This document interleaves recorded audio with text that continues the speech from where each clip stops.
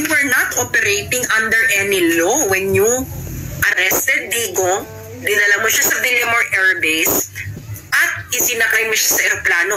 Dahil ang procedure, arrest, iaharap sa competent judicial authority. Ang competent judicial authority, titingnan yung warrant, titingnan yung procedures in accordance with the law ng Pilipinas kung nag-comply. At ikatlo, doon magre-request si Digong ng interim release. Karapatan niya yun, nakalagay dito. Nirespeto nyo ba?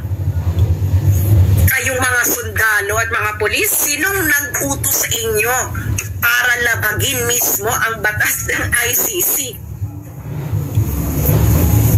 Remember, Duterte is still innocent.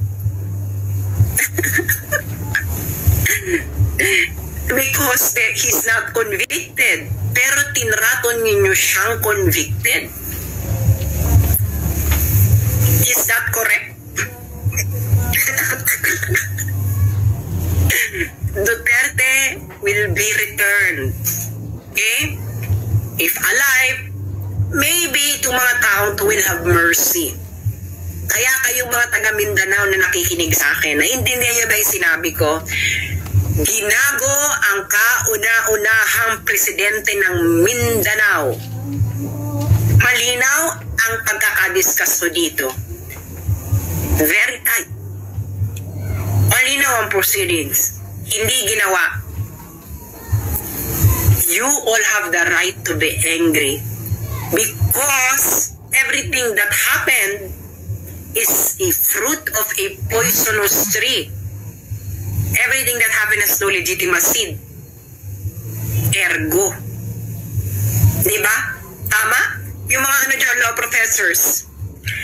If something is a fruit of a poisonous tree, the proceedings leading to that something is what?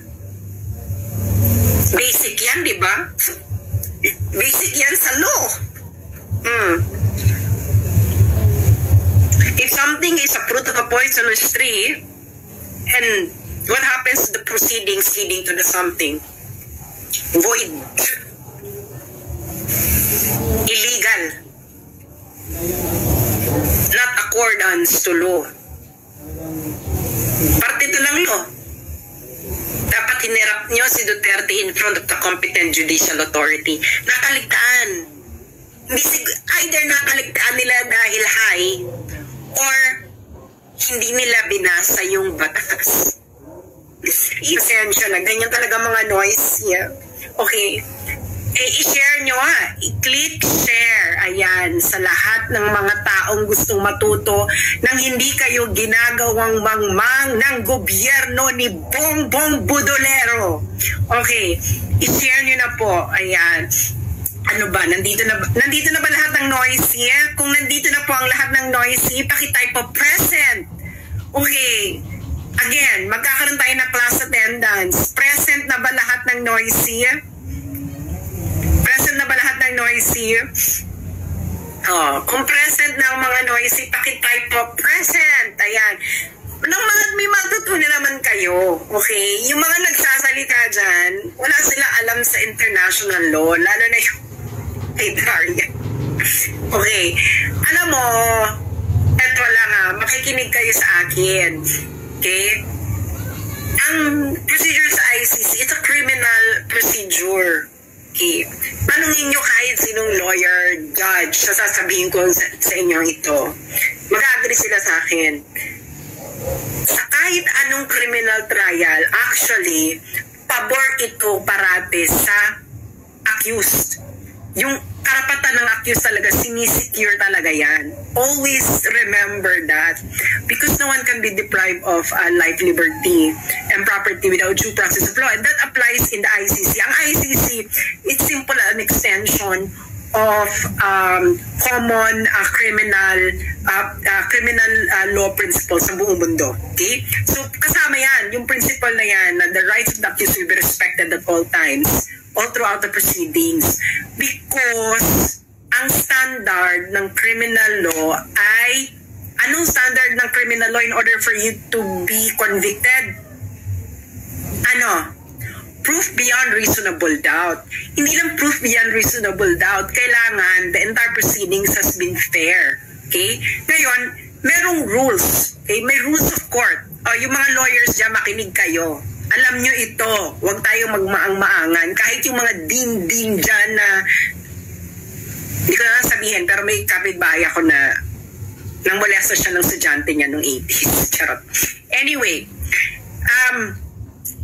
meron yung rules, di ba may rules of court nga tayo eh. Papaliwanag ko lang kayo sa Pilipinas ha. And this applies to all criminal, in all jurisdictions. Yung procedural fairness, ibig sabihin, the entire procedure, dapat irespeto ito. Dapat, kasi nga dinideprive mo yung tao ng liberty eh. So dapat, meron kang justification kung bakit may dideprive yung liberty ng tao, and dapat ito ay compliant sa kanyang karapatan. Okay? Lalo na accused pa lang eh. Duterte is still an accused person. Hindi pa po siya convicted. Kaya, yung buong karapatan niya applicable. Okay? Only when you are convicted that your rights are actually curtailed. That's very basic principle in criminal law. Kaya naman mga law din dyan. Don't use your emotions. Use your logic. Okay. Now, ipapaliwanag ko sa inyo ang nangyari. Okay? Eto, malinaw na malinaw sa inyong lahat ang nangyari. Kayong mga pulis, makinig kayo. AFP, makinig kayo. Okay? I-share nyo ito sa mga sundalo ninyong kasama. Dahil yung commander-in-chief ninyo, inabuso kayo. Hindi sila nag-comply sa arrest proceedings mismo ng ICC. Ikaw, Enrile, makinig ka. Okay? May mga pa-comment pa ka pa na international law. Hindi mo naman alam yung international law. Enrile, makinig ka nang may matutunan ka. Diyos mio. Okay. Eto bibigyan natin yung facts. Okay, facts muna tayo, facts. Okay, anong ginawa nila? Inaresto nila si Digong. Dinala saan? Dinala si Digong pagka-aresto. Saan? Saan dinala? Isulat nyo nga, saan dinala si Digong nung inaresto siya? Saan siya dinala? Saan po siya dinala? Saan po siya dinala? Si Digong nung inaresto siya. Saan siya dinala? Hindi ba sa Villamor Air Base? Dinala si Digong nung inaresto siya by virtue of arrest warrant na ICC. Dinala siya sa Villamor Air Base. Tapos nandun si Torres, binabasa-basahan pa niya ng right si Digong. Tapos si Digong ay isinakay sa aeroplano at inilabas sa Pilipinas, and the airplane now is going to on route to Rotterdam sa Netherlands. Okay, Rotterdam is just a city next to The Hague. Kaya sa Rotterdam yung dinala kasi I believe ang Rotterdam ang airport sa Rotterdam ang tumatanggap ng chartered flights. Anyway, so yun ang facts. May ICC arrest warrant daw. Kinuha si Duterte, dinala sa Villamor Air Base. That's a fact. Nakita niyo yung lahat.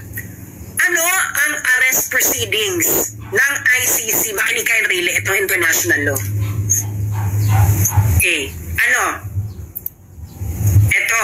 Papabasa ko sa inyo. Article 59. Ito ang arrest proceedings ng custodial state. Ito ang batas. And really, itong international law. Makinig katanda.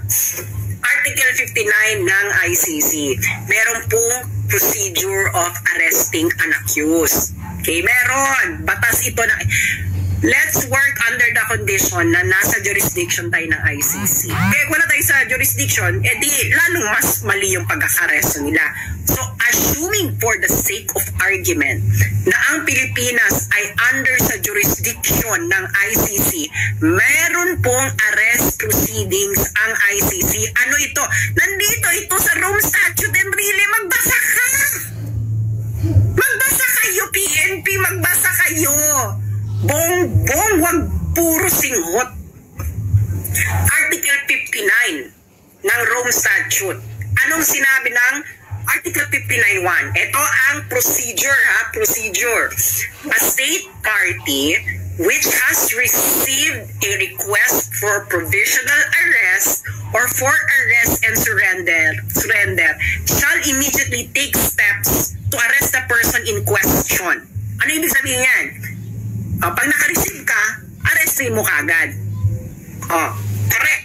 Sabihin natin, correct yung ginawa nila. Inaresto nila. Nakatanggap sila ng warrant of arrest. Inaresto nila. Pero may next step, mga friends. May next step pag inaresto mo. Ano ang step 2? Step 2. A person arrested shall be brought promptly before the competent judicial authority in the custodial state, which shall determine in accordance with the law of the state that 1. A. Warrant applies to the person. 2. The person has been arrested in accordance with the proper process. And C. The person's rights have been respected. Step 2 pa lang tayo. Anong sabi nito? Tatagalogin ko. Pag ikaw ay inaresto, anong dapat ang gagawin sa'yo ng arresting officer? Dadalin ka sa harapan ng competent judicial authority. Ibig sabihin, si Digong dapat dinala saan? Sa hukuman ng Pilipinas. Sa harapan ng hukuman ng Pilipinas. Pero anong ginawa nila? Saan nila dinala si Digong? Sa Villamor Air Base. Kailan naman naging korte ang Villamor Air Base? Napakalinaw dito, mga engot kayo. ICC law ito ang ICC procedure. Ito yung pinagmamalaki ninyo, violate nyo yung law. Number 1 violation, hindi nyo dinala si Digong sa harapan ng competent judicial authority. Yung competent judicial authority na yun, which is ang ating korte, dapat ididetermina ng competent judicial authority ng Pilipinas na 1, na ang warrant ay nag-a-apply kay Duterte, and number 2, na yung naaresto si Duterte has been accordance with the proper process. Was it proper process? Hindi mo dinala sa harapan ng competent judicial authority. Torres, tanga ka. Ikaw ang may kasalanan nito. Ignorance of the law. What? Excuses no one. Nasa batas ng ICC, Torres, Bongbong Marcos, na pag inaresto mo, may inaresto ka na may warrant of arrest from the ICC, dadalhin mo yung inaresto mo dapat sa harapan ng competent judicial authority sa bansa mo. Yaan ang nasa batas ng ICC. You violated it. You violated it. Okay. Diba? Violated na. Kita niyong lahat. Saan dinala si Digong? Dinala ba si Digong sa harapan ng competent judicial authority? No! Kitang-kita niyong lahat. Susud nala sa Villamor Air Base. Hindi ba? Villamor Air Base. Villamor Air Base is not a competent judicial authority. The AFP, na yun ang pugad ng AFP, Villamor Air Base is not a competent judicial authority. Torres is not a competent judicial authority. Sino lang ang competent judicial authority sa Pilipinas? Nasaan ang judicial power sa Pilipinas? Nasa Supreme Court and the courts. Dinala ba nila sa kahit anong korte sa Pilipinas si Duterte? No. So they violated ICC rules already. Doon pa lang. They violated procedures. At alam to ng mga lawyers, if you violated a procedure, anong mangyayari sa kaso? Diba? If things are fair, anong mangyayari? Tanungin nyo sa mga lawyers. Tanungin ninyo sa mga law din. Kung sinabi kong sila na sasabihin nila hindi madi-dismiss, you are not acting on jurisprudence. Ayan o, in accordance with the law of the state, ibig sabihin in accordance sa law ng Pilipinas, ididetermine na pa ng korte ng Pilipinas dapat na yung warrant ay nag-a-apply kay Duterte. Second, na yung pagkaka-aresto kay Duterte ay dumaan sa proper process. At number 3, na ang rights ng arrested ni Duterte ay dapat respected. Ididetermine na pa yun ng court. Anong ginawa nila, Bongbong? Anong ginawa ng AFP? Anong ginawa ninyo mga polis? Ipinasok nyo si Duterte sa eroplano at inilipad nyo palabas. Is this according to the arrest proceedings ng ICC? No, no. Is it according to the arrest proceedings ng Pilipinas? No, no. So kayong mga polis, kayong AFP, anong batas ang sinusunod ninyo, mga putang ina kayo? Sabihin niyo sa mga Pilipino, anong batas ang sinusunod ninyong mga putang ina kayong mga sundalo at mga pulis sa ginawa nyo kay Duterte? Batas ng Pilipinas? Definitely no. Batas ng ICC? Definitely no. Dahil ayon mismo sa ICC, dapat ang inaresto ninyo ay dinala mismo sa harapan ng competent judicial authority ng Pilipinas. At yung competent judicial authority na yon, dapat ay aalamin pa na ang warrant ay nag-a-apply kay Duterte, ang arrest proceedings ay ay proper, at ikatlo, ang rights ni Duterte ay respected. Hindi nyo ginawa yan. So definitely, kayong mga sundalo, kayong mga pulis, anong batas ang sinusunod nyo? Explain it to the Filipino people. What was the law did you follow? What was the law did you follow? Illegal. Everything that you did is illegal. You are not following the Constitution. You are not even following the ICC statute. So what are you following, kayong mga sundalo at mga pulis? Magising kayo! Ngayon, okay, nag-violate na sila doon. Hindi ba? Nag-violate na sila doon. Hindi nila iniharap si Digong. Hindi nila hinarap si Duterte sa competent judicial authority. Dinala nila, di ba, sa Villamor Air Base, and from Villamor Air Base, inilakay ng eroplano. That's not according to the arrest proceedings of ICC itself. Meron ka ng procedural flaw. Kayo ang nagkamali. Kayo mga pulis, mga sundalo, wala kayong batas na sinusunod. Mahiya kayo sa mga anak ninyo, sa pamilya ninyo, at sa bansang Pilipinas. Anong batas ang sinusunod ninyo? Ito ang batas na umiiral sa arrest ni Duterte. ICC statute. And according to the ICC statute, dapat si Duterte ay iniharap sa competent judicial authority ng Pilipinas. Hindi nyo ginawa yan. So anong sinusunod ninyong batas? Wala. Ngayon, violated na yan. Pupunta ngayon tayo sa Article 59.3. Anong sabi ng Article 59.3 ng arrest proceedings? The person arrested shall have the right to apply to the competent authority in the custodial state for interim release pending surrender. Anong ibig sabihin nito? Di ba? Inaresto mo. Tama. Inaresto nyo. Kayo, tama. Ang pagkakamali nyo kayo mga sundalo at mga polis, hindi nyo ginawa yung step 2. Dinala nyo dapat si Duterte sa harapan ng competent judicial authority ng Pilipinas. At pag nakaharap na si Duterte sa competent judicial authority, dun siya mag-a-apply ng interim release pending surrender. What did you do? You violated the procedures of ICC itself. Sabihin nyo nga sa akin, kayong mga lodin na nagmamarunong-marunong, once Article 59.2 complied with, kita-kita ninyo ang nangyari. Kita-kita ninyo mga nangyari, kayong mga lodin na nagmamarunong. Kita-kita ninyo ang mangyari.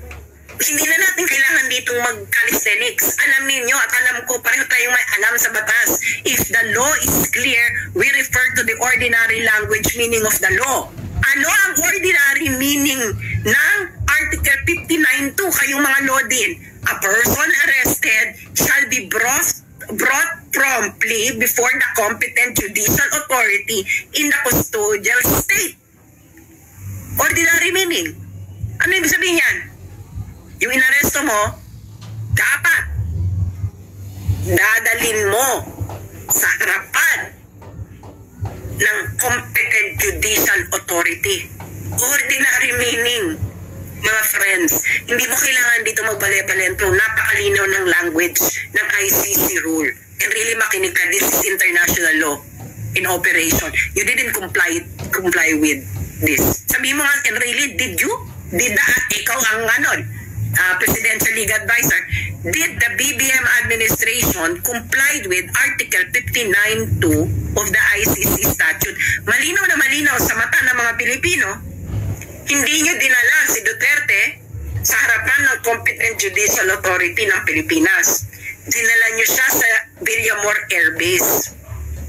Villamor Air Base is not a court. Siguro naman malinaw sa ating lahat yan, di ba? Baka naman dito bubudulin pa tayo. Villamor Air Base is not a court. Kanya mga sundalo, is Villamor Air Base a court? Is Villamor Air Base the venue of the competent judicial authority na kung saan dapat dadalhin nyo si Duterte pagka-aresto ninyo? And kung hindi naman kayo tanga, Mac Torres, is Villamor Air Base a competent the venue of competent judicial authority? And anong batas ang sinusunod mo? Pakipaliwanag kasi ito ang batas malinaw. Article 59.2. Tama ka, inaresto mo. Ano dapat ang gagawin mo, Torres, pagka-aresto mo? According to the ICC statute, dadalhin mo dapat si Duterte sa harapan ng competent judicial authority.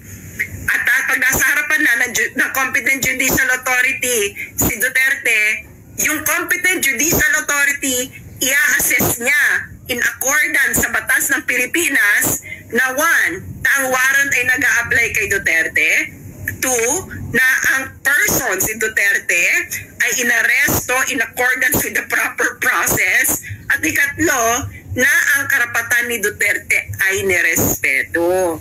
At habang nandoon sa harapan ng competent judicial authority si Duterte, pwede siyang mag-request sa harapan ng competent judicial authority ng interim release pending surrender. Hindi nyo nga siya dinala sa harapan ng competent judicial authority. Doon pa lang mali na kayo. So, merong procedural flaw. Kayong mga lawyer, kung ang accused, kayong mga lawyer, mga dean, kung may procedural flaw sa pagkaka-aresto,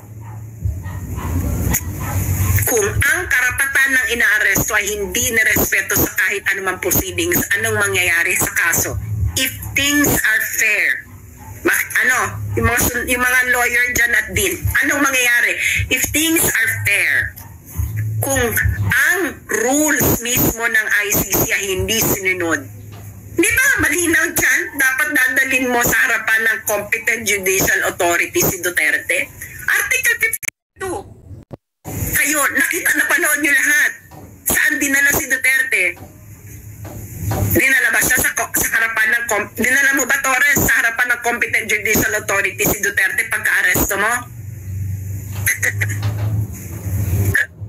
Sige nga, sasampa mo ako live na tanga ka, Torres. This will be your end. You violated a procedure. Ay, katampahan ka ng kaso dyan. Hindi mo din hinarap sa competent judicial authority. Malinaw ordinary meaning ng law. Ordinary meaning ng language lang tayo dahil malinaw ang batas. Ang sabi ng batas, pagka-aresto mo, Torres, brought promptly. Ang sabi pa, brought promptly. Ibig sabihin pagka-aresto mo, hindi ka na pwede magpabanjing-banjing, Torres. Dapat dadalhin mo na kagad si Duterte sa harapan ng competent judicial authority. Ginawa mo ba, General Torres? Kayong mga pulis na nakikinig dito, malinaw ang batas. Basahin ninyo. Siguro marunong naman kayo magbasa. Kayong mga pulis na nakikinig dito, mga sundalo. Anong sabi ng batas? Pagka-aresto, the person arrested shall be brought promptly before competent judicial authority ng custodial state. Sinong custodial state? Pilipinas. Sinong competent judicial authority ng Pilipinas? Sino? Mga sundalo na loyal sa Constitution. Anong sinasabi ng Constitution kung nasa ka ng judicial power ng Pilipinas? Nasa Villamor Air Base ba? Kaya nga, di ba? Loyal pa kayo sa Constitution? Kasi sunod yung batas. Ayun ang kaso ng arrest proceedings ng ICC. Yung inaresto ninyo, dadalin mo dapat sa harapan ng competent judicial authority ng Pilipinas. Ginawa nyo? Hindi nyo ginawa. Ano ang Villamor Air Base? Nasaan ang judicial authority ng Pilipinas according to the Constitution na dapat loyal kayong mga sundalo at pulis? Nasa judiciary. Nasaan ang venue ng judiciary? Nasa Villamor Air Base? Wala. So hindi na kayo loyal sa Constitution. Tama? Kasi kung loyal kayo sa Constitution, dapat sinunod nyo yung batas ng ICC. Hindi ba? Kayong mga pro-ICC. Ito ang mga sinasabi ko sa inyo Hindi nyo alam mga pinagsasabi ninyo. Siyempre, hayaan mo na kayo magkamali bago kayo i-correct, di ba? Hindi nyo inalam, may batas pala ang pag-aaresto. Really? Meron palang international law ng pag-aaresto dapat kay Duterte, hindi mo sinunod. Ano ba yan? Ano ba kung ginawa mong advice? Ayan, malinaw, dapat iharap si Duterte in front of a competent judicial authority. You didn't do it. Dinala mo sa Villamor Air Base. Anong legal calisthenics ang gagawin ninyo kung bakit justified kung violate ninyo ng Article 59.2? Article 59.2 pa lang. Hindi pa tayo pupunta sa Article 59.3. Dalawa na. This is assuming na may jurisdiction ang ICC. Ngayon, assuming na meron jurisdiction, nag-comply ba kayo sa Article 59.2? And then Article 59.3? No! So kayong mga lawyer na nakikinig, kayong mga law din, mga law students, kung may kliyente ka at binayolate ang Article 59.2 at Article 59.3 ng karapatan ng iyong kliyente, ano gagawin mo? At if all things are fair, kayong mga retired judges, ano ang desisyon? Hindi ba sa Pilipinas? Akala nyo wala akong alam. Di ba sa Pilipinas, marami tayong jurisprudence. Ang tinatawag na improper service of summons or improper service of warrant. Ano ibig sabihin niya mga friend? Makinig kayo. Okay? Halimbawa, ikaw, may hinaharap kang kaso. Tapos, hindi mo natanggap ang summons. Hindi mo natanggap ang warrant. Ang warrant na dala sa ibang address or whatever. Tapos, nagpatuloy yung kaso. Tapos, na-convict ka. Na-convict ka kunwari. Pero merong flaw sa procedure. Improper service of warrant. Anong sinasabi ng jurisprudence ng Pilipinas? Dismiss ang kaso kahit convicted ka because of improper service of warrant. Because the service of warrant is part of the right of the accused that the warrant should be properly served. Ganon katindi kasi sa criminal procedure, the rights of the accused will have to be respected all throughout the proceedings. Hindi na tayo dito kangaroo court mga friends. Hindi na tayo dito quadcom, no? Meron na pong batas. Ang batas po ay dapat hinarap niyo sa competent judicial authority. Hindi niyo hinarap sa competent judicial authority sa Pilipinas. Flaw. Di ba flaw? Yung mga sundalo, mga pulis, anong batas ang sinusunod ninyo? Makinig, Anong yung mga may kakilala ditong sundalo at pulis? Hindi ba loyal dapat sila sa Constitution? Sa Constitution natin, di ba, international law will be part of the law of the land. Di ba, general principles, di ba? General principles of international law will be part of the law of the land. Kaya nga sinasabi nila, ICC is part of the law of the land, emerald. Hindi dapat part ito ng law of the land natin, Article 59.2. ICC law ito ng Rome Stat, ng arrest proceedings ng ICC. Paano yan, mga sundalo? Meron bang batas sa Pilipinas na nag-justify sa ginawa nyo kay Duterte? Wala. Meron bang batas sa ICC arrest proceedings na nag-justify sa ginawa ninyo? Wala. So hindi batas ang sinusunod ninyo, mga sundalo at pulis. Anong sinusunod ninyo? Paki-explica. Hindi batas ang sinunod ninyo nung ginawa nyo kay Duterte. Hindi tao ang sinunod ninyo. So you are no longer under the rule of the law, but under the rule of men. Mag-isip-isip kayo. Yung mga matitinong sundalo dyan, makikinig ba kayo, mga kayong mangging kaligatan? I'm pretty sure, no? 16,000 tayo. I'm pretty sure nakikinig kayo. Oh, uulitin natin sa mga kakarating pa lang. Okay? Ulitin natin sa mga kakarating pa lang. Facts muna tayo. Facts. Anong facts? Meron daw warrant of arrest na inisyo ang ICC laban kay Duterte. Inaresto nila si Duterte, dinala nila sa Villamor Air Base. After Villamor Air Base, isinagay sa aeroplano. Malinaw yan sa mga Pilipino. It is clear to the Filipino people what happened. Pero according sa arrest proceedings ng ICC, ito ang batas. Di ba sabi niyo sinusunodin niyo ang ICC? So dapat susundin niyo rin ang ICC arrest proceedings. Ano ang arrest proceedings ng ICC? Arrest, yung inaresto, ihaharap mo dapat sa competent judicial authority. Ang competent judicial authority, titingnan ang warrant. Okay, titingnan ng competent judicial authority ng Pilipinas na yung warrant ba ay applicable sa person, ang aresto ba in accordance with proper process, at nirespeto ba ang rights ng inaresto in accordance with the local law. State law ay nakalagay, Article 59.2. Okay? Pagkatapos niyan, habang nakaharap si Duterte sa competent judicial authority ng Pilipinas, doon siya magre-request ng interim release. Ngayon, ang korte ipaprocess yung interim release. I-determine na kung may grounds ba for interim release, etc. Sinunod niyo ba ang arrest proceedings ng ICC?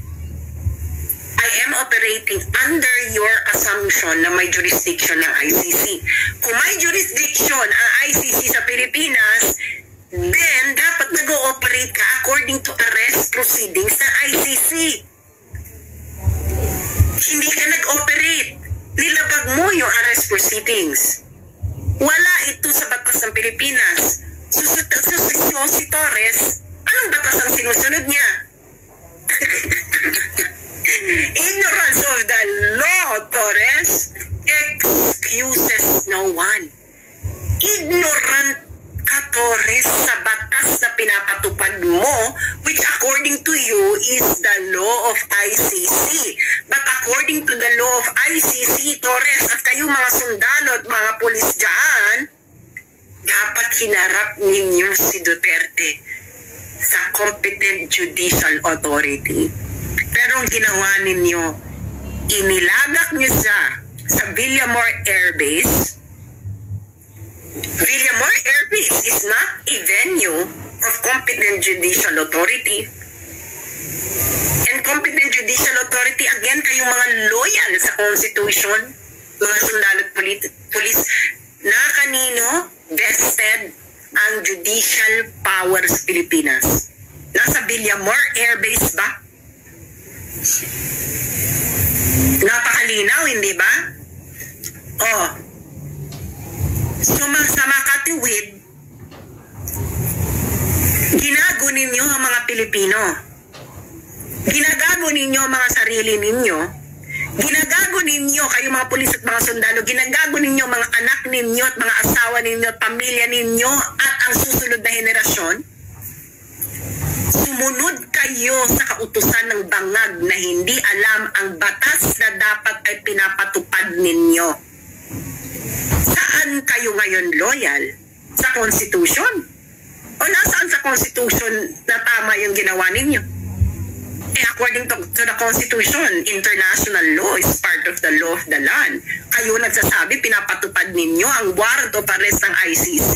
Ergo, you are complying within the law of ICC dapat.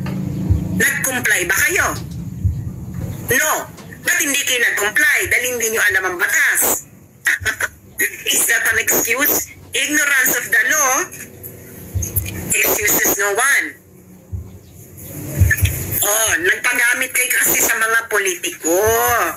Ngayon, itong mangyayari dyan, mga sundalo, mga polis, mag-isip-isip na kayo. The first defense of Duterte is the violation of Article 59.2. ICC ngayon ay mapupunta sa hotspot kasi malinaw na malinaw. Hindi hinarap si Duterte sa harapan ng competent judicial authority ng Pilipinas. Ang nagsalita ng ICC na okay lang na hindi iharap sa competent judicial authority, ICC will be violating its own rule. Napakalinaw, this is ordinary meaning ng language principle. And this will be taken up. But I'm sure by the UN Security Council. Sino mga members ng, permanent members ng UN Security Council? China, Russia, US, France, UK. Well, maybe US, hindi natin alam kung anong magiging response. But Russia and China will definitely move to cancel the proceedings. Suspend at least. UK at France. Paano i-justify ng UK and France na malinaw na hindi hinarap si Duterte in front of a competent judicial authority ng Pilipinas?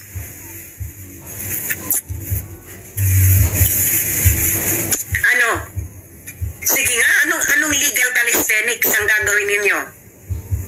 Article 59.2, pagka-aresto, dapat iharap sa competent judicial authority. Hinarap nyo ba sa competent judicial authority ng Pilipinas? No. Kitang-kita ito lahat ng Pilipino.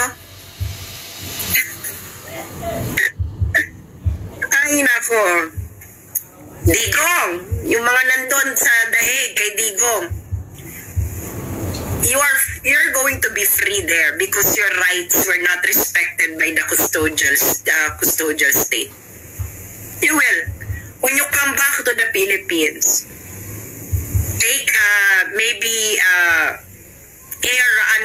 airline associated with Russia or with China. Tapos dumuhan ka dun sa safe na ruta.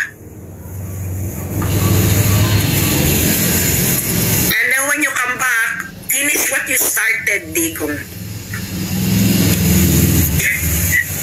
Yung mga sundalo dyan at mga pulis, anong batas ang sinunod ninyo? Paki-justify sa Pilipino. According to the ICC statute, Article 59.2, pagka-aresto, iyaharap nyo dapat sa competent judicial authority yung inaresto ninyo. Ginawa nyo ba? Bakit hindi nyo ginawa? Walang nag-inform sa inyo. Aba, ignorance of the law doesn't excuse anyone. You were not operating under any law when you arrested Digong, dinala mo siya sa Villamor Air Base, at isinakay mo siya sa aeroplano dahil ang procedure, arrest, ihaharap sa competent judicial authority.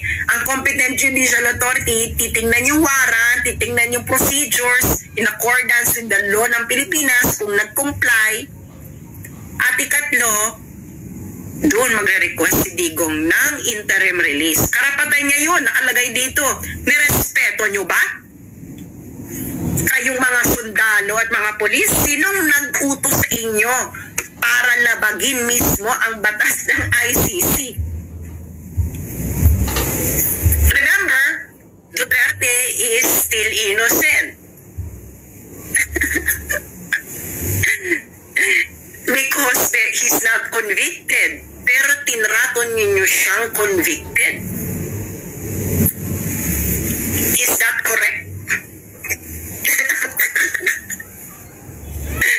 Duterte will be returned. Okay? If alive, maybe itong mga tao to will have mercy. Kaya kayong mga taga Mindanao na nakikinig sa akin, naiintindihan niyo ba yung sinabi ko? Ginago ang kauna-unahang presidente ng Mindanao. Malinaw ang pagkakadiscuss ko dito. Very tight. Malinaw ang proceedings. Hindi ginawa. You all have the right to be angry because everything that happened is a fruit of a poisonous tree. Everything that happened has no legitimate seed. Ergo. Diba? Tama? Yung mga dyan, law professors. If something is a fruit of a poisonous tree, the proceedings leading to that something is what? Basic yan, di ba? Basic yan sa law. If something is a fruit of a poisonous tree, and what happens to the proceedings leading to the something? Void. Illegal. Not accordance to law. Parte ito ng law. Dapat hinirap nyo si Duterte in front of the competent judicial authority. Nakaligtaan. Either nakaligtaan nila dahil high or hindi nila binasa yung batas. Either way, yung mga sundalo at pulis niloko nung nag-utos sa kanila. Ututo naman kayo. For me, utu-utu kayo. Yung mga sundalo, mga pulis na inaresto, nagpauto kayo. Either nagpauto kayo sa bangag or nagpauto kayo sa walang alam sa batas sa ICC. Eh kung both, mas malala. Bangag na, wala pang alam sa batas ng ICC. So mag-isip-isip na kayo mga sundalo at mga pulis kung anong pinaggagawa sa ininyo. Ewan ko sa inyo. Duterte, this is the first thing na titingnan. Diba? Binayolate na karapatan mo. Binayolate yung karapatan mo Oh. Fruit of a poisonous tree.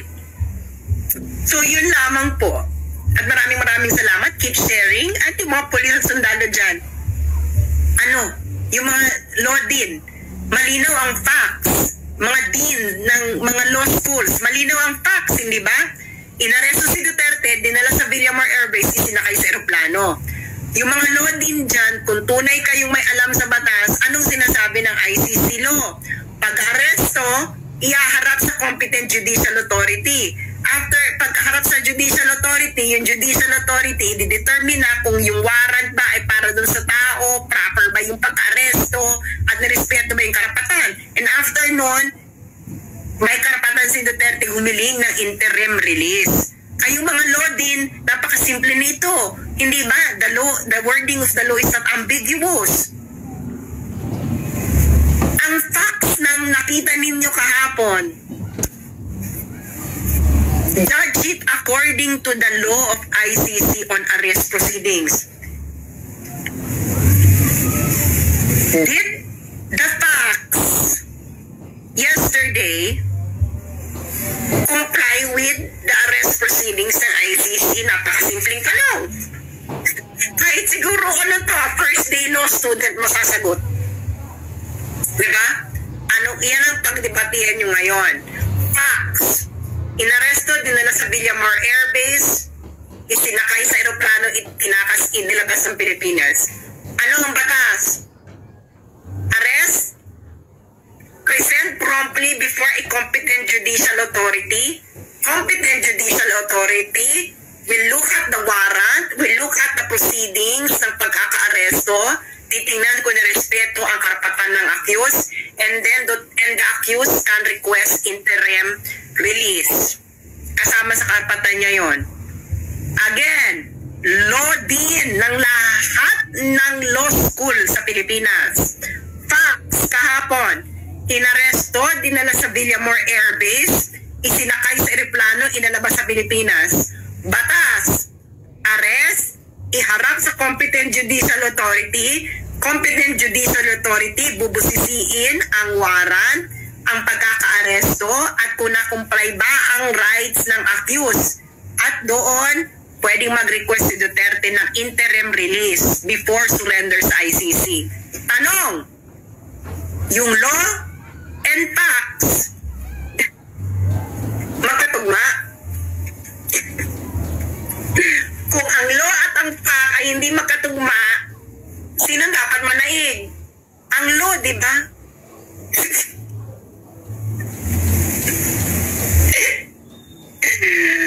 Ang ina. Oo. Tama ako? Mali. Kung mali ako, dapat matinding legal calisthenics. Ito malino yung batas. Ulitin natin, mga law din, mga law students.